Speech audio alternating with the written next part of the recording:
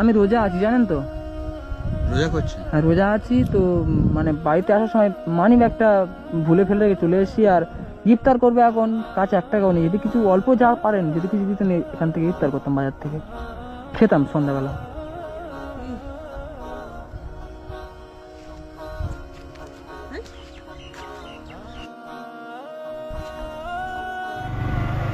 আজকের বিষয়টা হচ্ছে, আমি একটা বিপদে পড়ে গিয়েছি। হ্যাঁ আমি রোজা আছি এখন, আর বাড়ি থেকে বের হওয়ার সময় মানি ব্যাগটা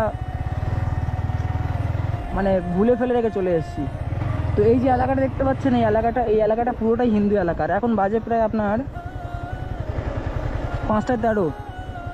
তো কিছুক্ষণ পরে মাগরিবের আজান দিবে। যে ইফতার করবো, আমার কাছে সে টাকা পর্যন্ত নেই। আর এখানে কোনো মসজিদ নেই বা সেখানে গিয়ে ইফতার করবো বা কিছু। এই এলাকাটা পুরো হিন্দু এলাকা, এখান থেকে মুসলিম এলাকায় যেতে না হলে 30 মিনিট সময় লাগবে। তো 30 মিনিট সময় লাগবে, ঠিক আছে, গাড়িতে তেলও বেশি নেই, পার্টস ফেলে রেখে চলে এসেছি। তো কী করা যাবে এখন? তো ভাবছি যে কোনো হিন্দু বাড়িতে গিয়ে ইফতারের জন্য কিছু টাকা চাইবো। মানে ভাবছি, এটা ভাবতেও ভয় লাগছে যে গিয়ে চাইবো, দিবে কি দিবে না কি ভাববে। এখন দেখা যাক, হিন্দু বাড়িতে গিয়ে কি ইফতারের টাকা চাইলে ওনারা কি ইফতারের টাকা দিবে আমাকে, না মেরে তো হবে। দেখা যাক, চলুন দেখি কি করা যায়। এখন কি হবে এখন জানি না, দেখি।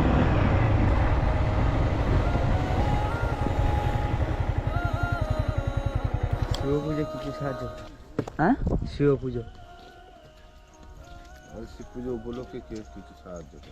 ও আচ্ছা, কবে? 26 তারিখ। 25 তারিখ। কত করবো? 100। নামটা বলি। রোহান। হ্যাঁ? রোহান। বাড়িটা কোথায়? লক্ষ্মীকান্তপুর। আপনাকে সন্ন্যাসী হবেন? সন্ন্যাসী হবেন? আচ্ছা ভালো। আমি রোজা করছি, অনুষ্ঠান আছে। আমি রোজা আছি এখন। অনুষ্ঠান আছে। 28, 29, এই, সরে যাও নিয়ে।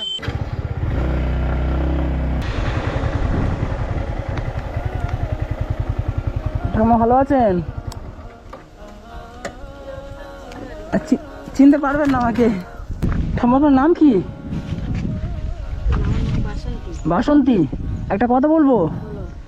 বলছিলাম যে আমি রোজা আছি জানেন, রোজা আছি। আর বাড়ি থেকে বেরোনোর সময় মানে মানি ব্যাগটা যেটা, ওটা ফেলে রেখে চলে এসে, আর কিছুক্ষণ পরে মাগরিবে আয়ান দেবে, কাছে 1 টাকাও নেই।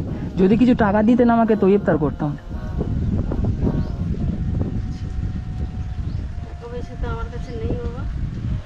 দাদা একটু শুনবেন,